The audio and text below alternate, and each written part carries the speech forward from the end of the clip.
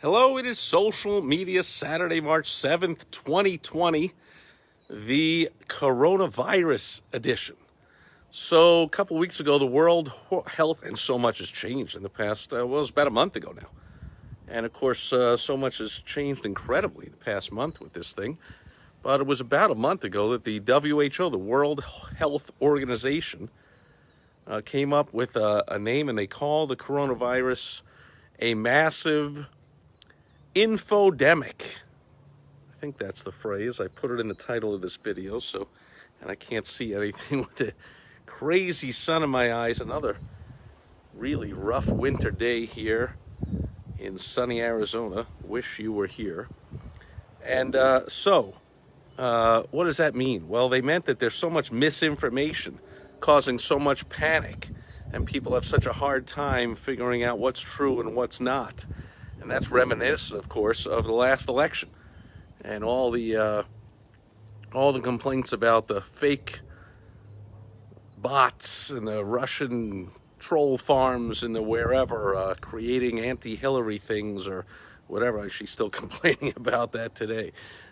So it makes it difficult for people to figure out what's true and what's false. Now, we say difficult, like not impossible. Obviously, you just look things up. But I still see things posted on social media when I scroll through that is just blatantly untrue, and people are posting it like it's true, like things from sarcastic websites, and people post, yeah, way to go, finally, some ridiculous sarcastic thing that of course didn't happen, and they're like, yeah, see, finally, so we're in the midst with the primaries, and we're another election. A presidential election campaign here in the U.S. In a few months. It'll absolutely go gangbusters as we get towards Election Day in November. And undoubtedly, no matter what Twitter and Facebook and Instagram and YouTube and any other social media site or anybody tries to do, there will be plenty of fear and panic and misinformation all over the place. So, what does this mean for your business? Well, number one, again, it's always important to have alerts, social media alerts in your business. Have your social media person set that up for you, and so that you get notified anytime there's something out there with the certain keywords pertaining to your company or your key competitors. So you want to know when something negative is posted about your business or you personally or one of your employees, and you want to know when, or one of your key employees dealing with work, of course, not like if someone's ex-boyfriend, goes off on a rant on social media. That's not what I mean.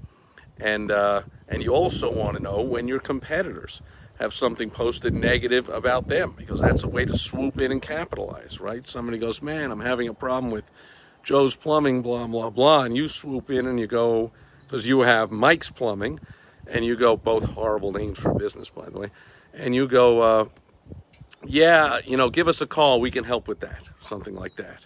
Or we hear that all the time, give us a call. So, opportunity, right? Anyway, but the number one, the biggest lesson, hopefully it'll teach you, is that the most powerful motivator in all of human behavioral psychology is fear. So you want to get out the vote, for instance, talking about these politics, you can say, hey, vote for me and I'll give you whatever. But a much more powerful motivator is to say, man, if you don't vote for me, my opponent is going to do this and that and this and that and go crazy on you. And so going back to plumbing, contractors, one of the best things contractors could do, any type of contractor, any kind of home service, a plumber, a roofer, a carpet cleaner, a, painter, electrician, anything at all, is to find a way, it's not difficult, to turn every single problem in a home into a health issue.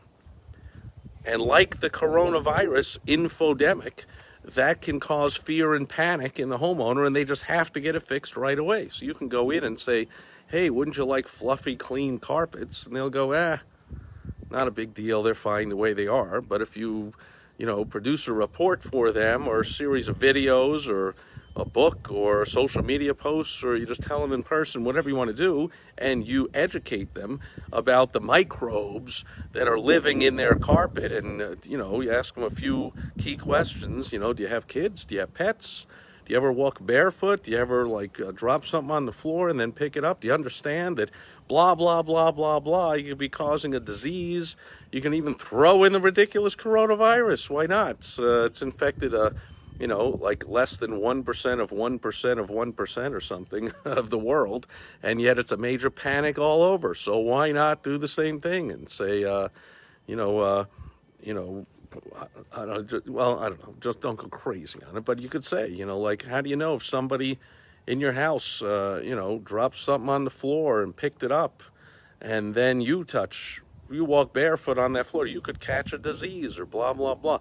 That leak in your roof, well, yeah, it's only a minor thing. It's no big deal. We put a bucket under it when there's a major, storm, and it's not worth thousands of dollars to fix it. Sure, right. But, you show them a study, or you create that video, or you produce that report, or again, whatever you do, social media posts, anything at all, you inform them that, hey, that slow leak over time is likely to cause mold in the house. And here's what mold can do. It can cause this sickness and that sickness. This. And suddenly somebody that was not motivated at all to pay thousands of dollars to repair their roof is suddenly running for their checkbook, asking you, how soon can you possibly fix that roof and get that water to stop dripping into my house? And on and on and on. Every single contractor, every single business owner of all types ought to use fear more in your marketing.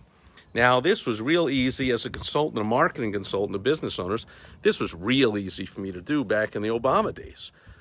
During the recession and then the practically still a recession, crappy recovery for 8 years. I was like, hey, these are tough times. This is a stagnant economy. There's some things you can do, and I have some systems and I have some strategies that work especially in a tough economy to get your business going. And so many business owners were frustrated and miserable and sitting there going, how long do I have to wait this thing out? Well, you have to wait it out till the guy left office, for crying out loud, because he wouldn't know how to fix an economy if you put him in the White House now and the economy's booming, he would mess it up, I'm sure. So you had to just wait that thing out, or come to one of my seminars, or watch my videos, or even best of all, become my client. And I help you put stuff into place. And of course, plenty of millionaires and billionaires were created during that time, even though it was tough for most businesses. So that fear was a great way to get people to attend a seminar or an event or watch a video of mine. But in a booming economy, not as easy. There's likely, if you're watching this video, you can congratulate yourself for taking a few minutes to watch this to improve your business, because a lot of business owners right now are going, hey, times are booming. I don't need any help. I don't need any advice. No matter what I do, phone's ringing, people are spending money, people are buying stuff, so I'm fine. See, so it's tougher to motivate people to get help to solve their problems when they don't perceive a problem. And you can use fear, not misinformation, like about the coronavirus, calling it an infodemic, but you can use, and you should use, fear. Be careful, don't go overboard. Of course, like with the coronavirus, it's way overboard. Perfectly healthy people are in death fear of all kinds of crazy things, even though nothing has really happened with the thing. So you don't want to use misinformation. You want to overuse fear. But man, don't make the mistake of underusing fear or being afraid to use it. It's the most powerful motivator. Look what it's doing. Anytime you turn on the news or social media, look at anything, it's all about this coronavirus, which in short time in the future is going to be as forgotten as all the last panics from the SARS and the this and the Y2K, and everything's a panic because people that understand marketing and human behavioral psychology know that that's the best way to motivate people. So thanks to those, Y2K was before social media. Amazing to think what would have happened if they had social media. So especially thanks to social media, where things go, quote, guess what? Viral. There you go. It's even got the whole virus term right in there, which means things spread quickly. So use it to your advantage. And don't just sit on the sidelines and let your competitors do this stuff and be afraid to do it. But again, there's a right way and a wrong way to use fear. You don't want to underuse it. You don't want to overuse it. You want to do it just right. And as always, I'll help you out with that. I don't know how much longer I'm going to be doing this because I don't have a lot of time to be doing these free calls, but I still am. If you're watching this fresh, if you're watching in the future, you're likely out of luck. But for now, you can go to help from Steve. I almost got my own website wrong.